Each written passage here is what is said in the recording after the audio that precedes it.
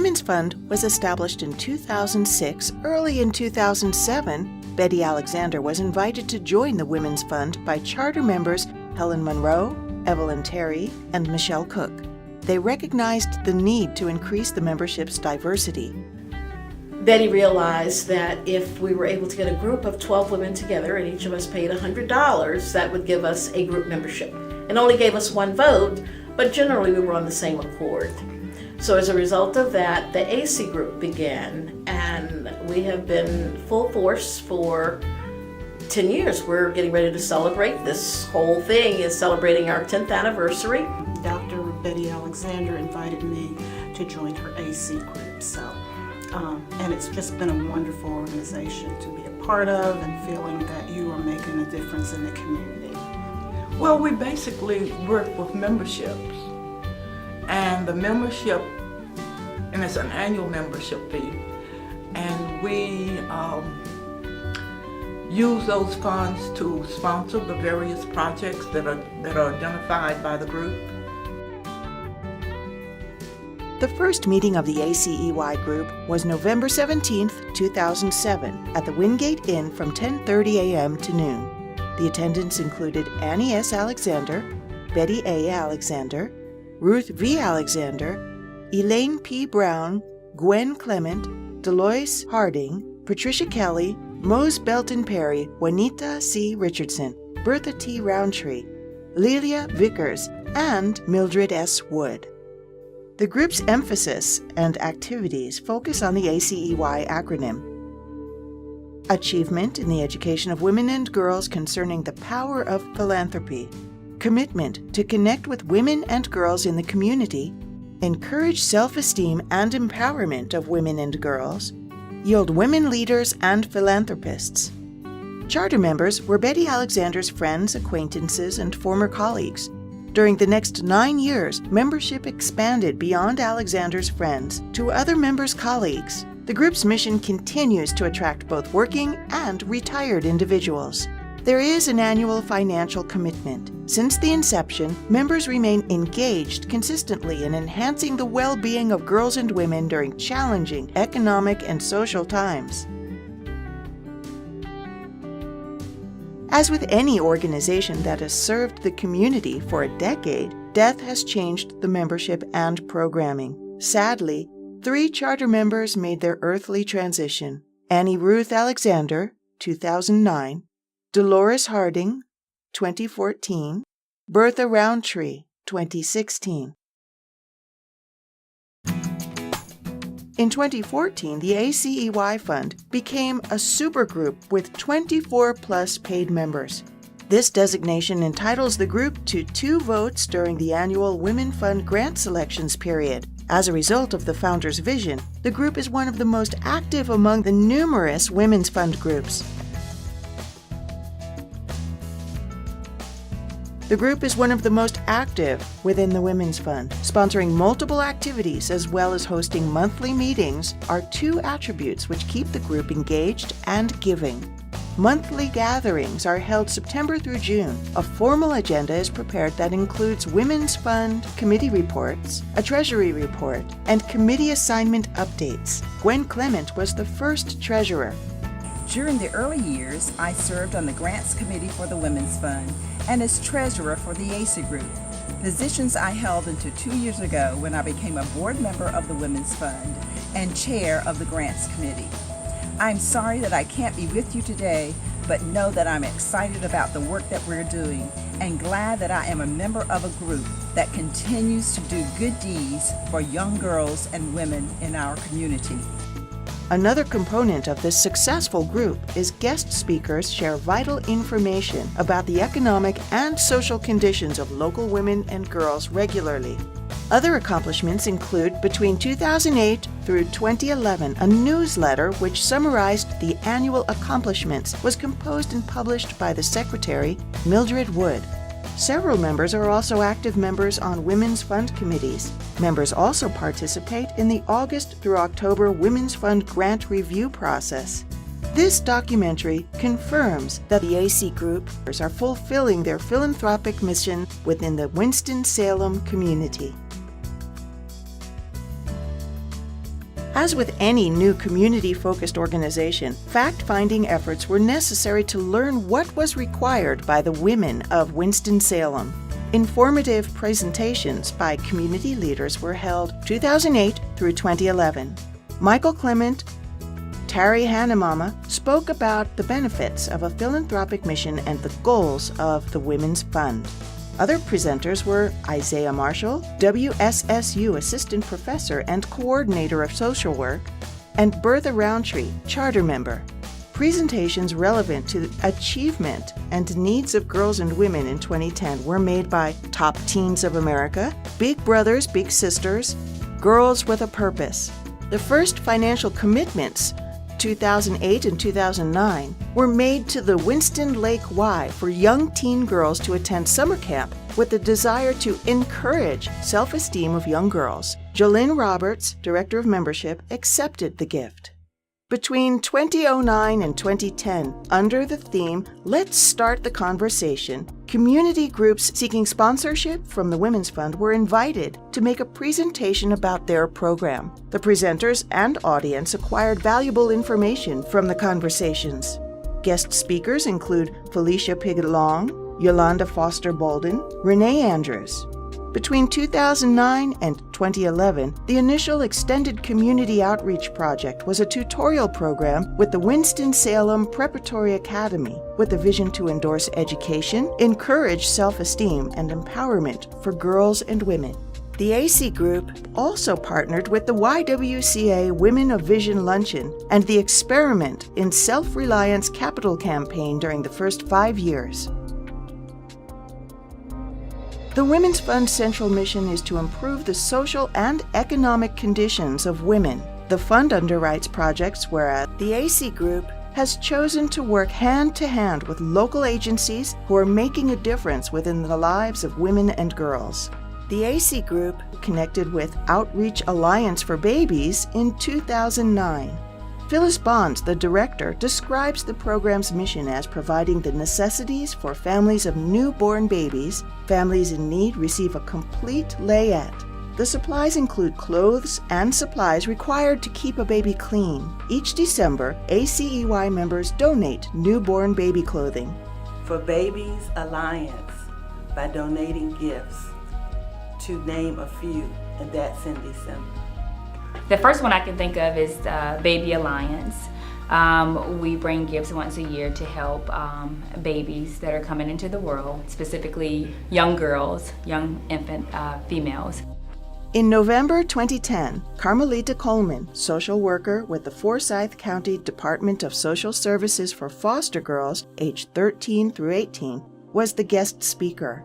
She described the challenges young ladies face as they age out or transition out of the system, with an emphasis on the lack of social skills to make wise choices in the larger community. In response to her presentation, members collected and donated $65 during the meeting. In January 2011, Michael Clement, Carmelita Coleman, and Alicia Weaver continued the discussion on the sociological, psychological, and financial challenges faced by young ladies in foster care. As the result of their presentations, Foster Girls in Transition became the primary program theme. The partnership with the Forsyth Department of Social Services has continued since 2011.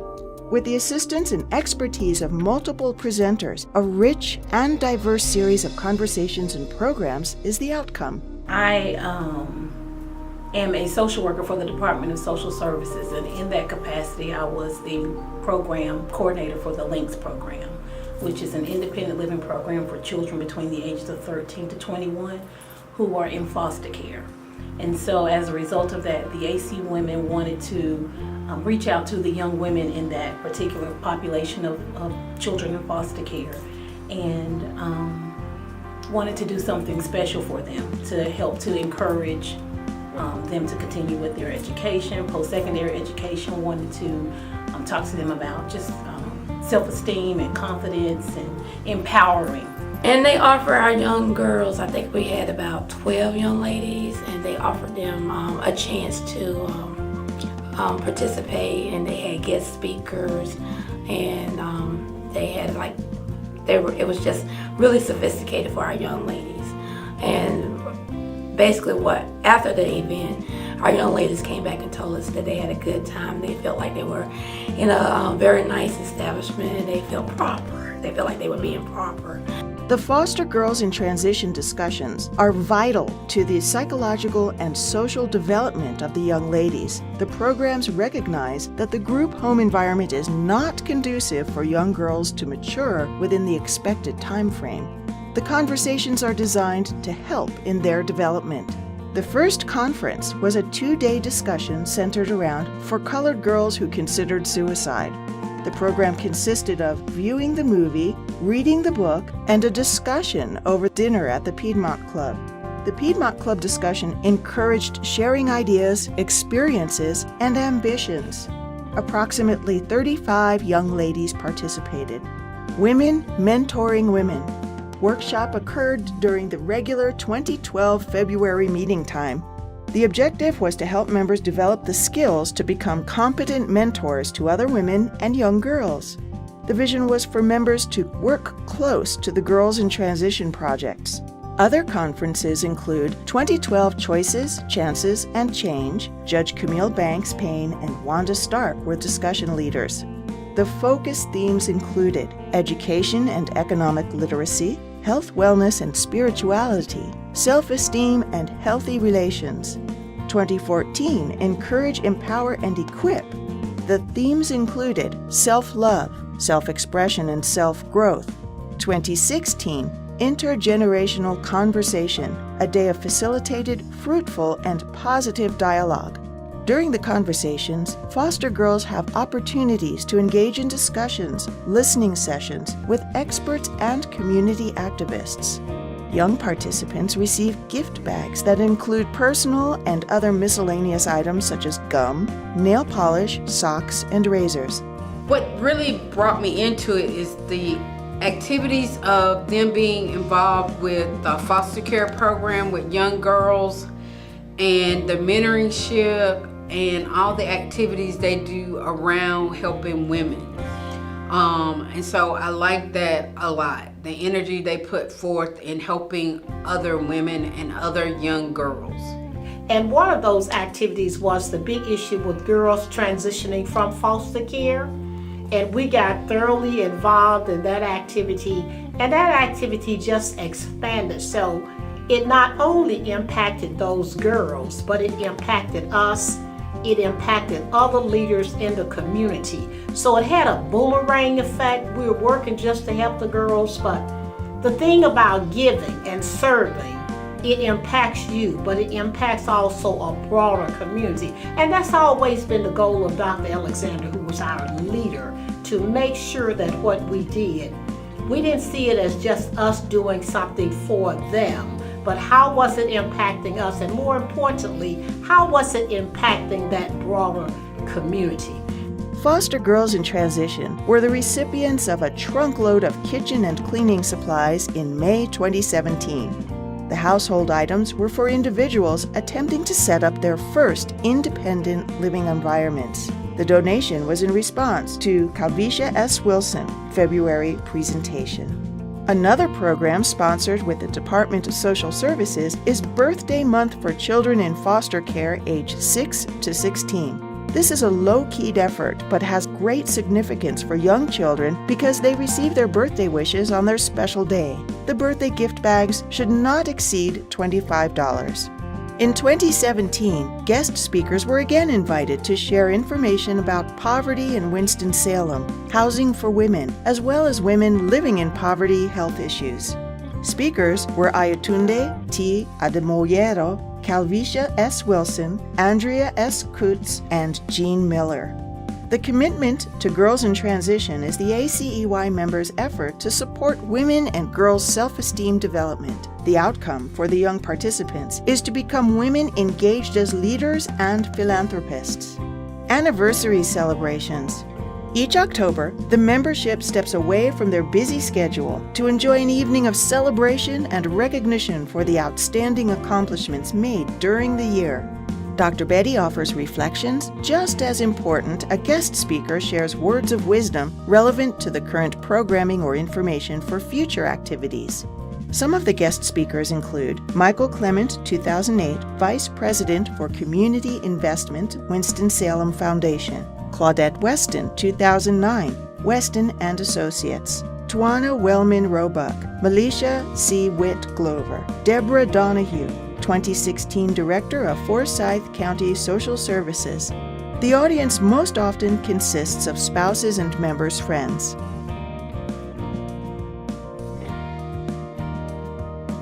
Well, the Women's Fund as a whole has a great impact in our community. Over $1 million has been given to a variety of organizations throughout the community. Separate and apart from that, the ACEY Group also does independent projects, such as we recognize CNAs that are often overworked and overlooked during CNA Week. The membership partnered with SMSI Segment and Blue Cross Blue Shield in October 2013 to inform the community about the Affordable Care Act, with the goal to have 50 to 100 persons attending the informal session. Tamarine McIntyre from the Social Services Department signed up 50 individuals, and ACEY members signed up 20 people. Job well done. A great feel-good project introduced in 2014 was celebrating the work of CNAs. During the nationwide celebration of Certified Nursing Assistant Week, the CNAs at Oak Forest Health and Rehabilitation Center received gift certificates, personalized certificates of appreciation, and other tokens of appreciation for the service and care they offer their patients. In a joint effort with the Old Salem Sertoma Club and Senior Services, members celebrate by contributed personal items for older individuals confined to their homes. For several years, adult diapers are the requested item. Another partnership, this time with Salem College and Winston-Salem State University, was formed to engage students in a conversation about the significance of community involvement and engagement in philanthropy as a way to improve or change the community.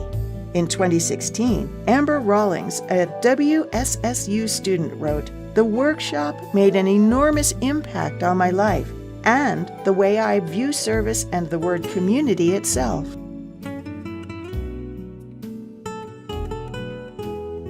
A three-way partnership brokered with the National Theater Festival, Women's Fund, and the ACEY Group in 2011 was to host a reception and attend the play The Kink in My Hair.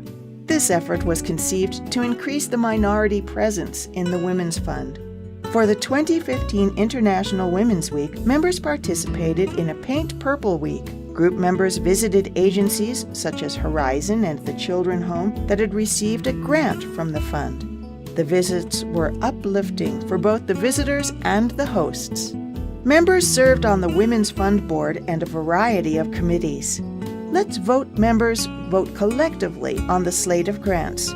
In November, ACEY ladies as a group attended the annual Women's Fund Luncheon. A $500 pledge to the Women's Fund Endowment was paid off in January 2016 through contributions from several members.